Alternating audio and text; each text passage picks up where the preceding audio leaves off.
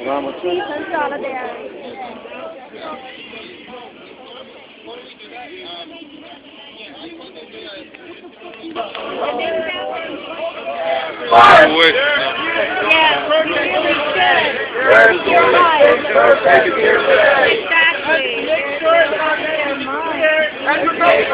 message is clear. The message of the 99%. The message of the 99%.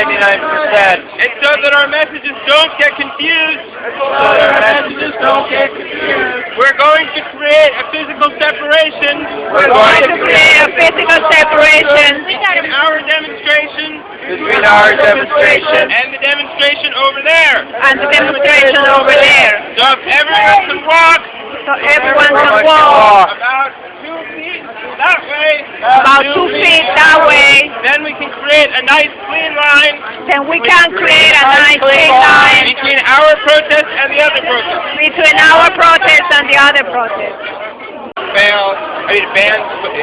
Putting a ban on too big to fail. It bans on toxic derivatives. These are trade agreements for the 1% for Wall Street, not for the 99%. They are a threat to the Amazon rainforest. They are a threat to family farms. They are a threat to everyone with the profits of multinational corporations who benefit from sweatshop labor and environmental destruction. Did you have any illusion before Obama was elected that he was going to actually honor his promises to oppose the free trade agreements that you're talking about? Obama made it clear from day one that he was lying when he was talking about free trade. He was coming out doing talking points against NAFTA while more quietly supporting the U.S.-Peru free trade agreement. While he was campaigning in Ohio bashing Hillary Clinton for supporting NAFTA, his campaign aides were secretly up in Canada telling the Canadian government that his anti-NAFTA stance was purely campaign rhetoric. Days after the primary ended, he talked about his anti-NAFTA positions being overheated campaign rhetoric.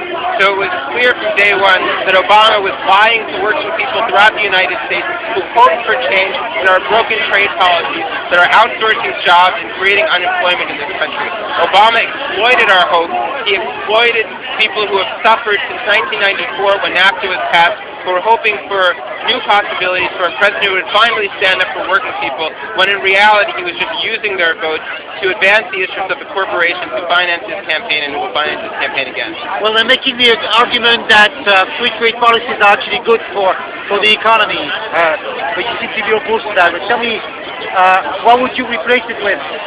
Well, the idea that free trade is good for the economy is an outright lie. The free trade agreements have consistently increased the U.S. trade deficit and outsourced U.S. jobs. They're good for one thing. They're good for the bottom lines of multinational corporations. They're good for the profits of corporate investors and CEOs and the super rich. They've never been good for wages in the U.S. They've never been good for creating jobs. What we need to replace this with is a model of fair trade, a model that's not about outsourcing jobs, a model that demands high labor standards, high environmental standards, that doesn't lower tariffs on imported goods from sweatshops, that doesn't force developing countries to lower their tariffs on our exported, subsidized, industrially produced factory farms, agricultural products. We need a model that puts protection of the environment, protection of family farms, protection of the poor, access to medication for the poor above corporate profits. What do you feel will happen if the U.S. is, and I guess Western Europe is continuing on its path? Say it one more time.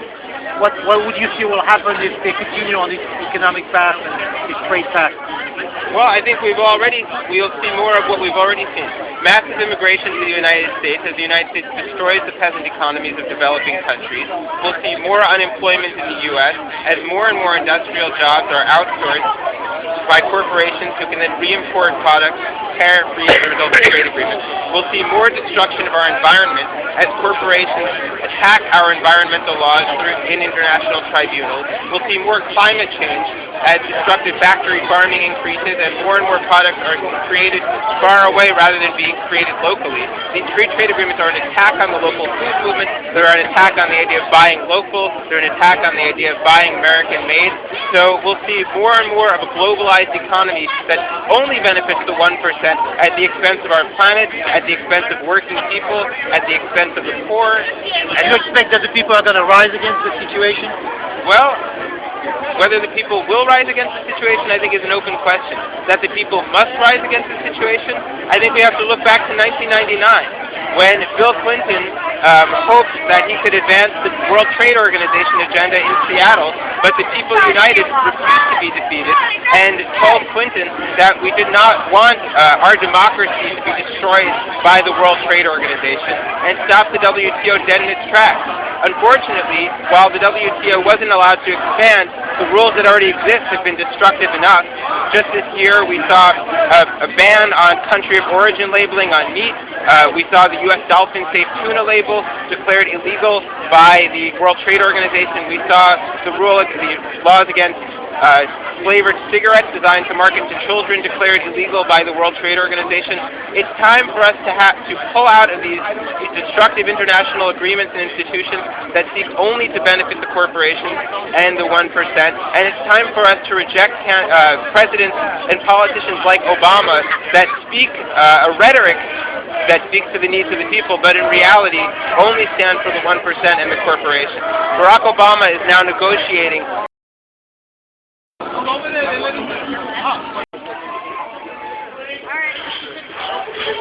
Yeah, he's in there already.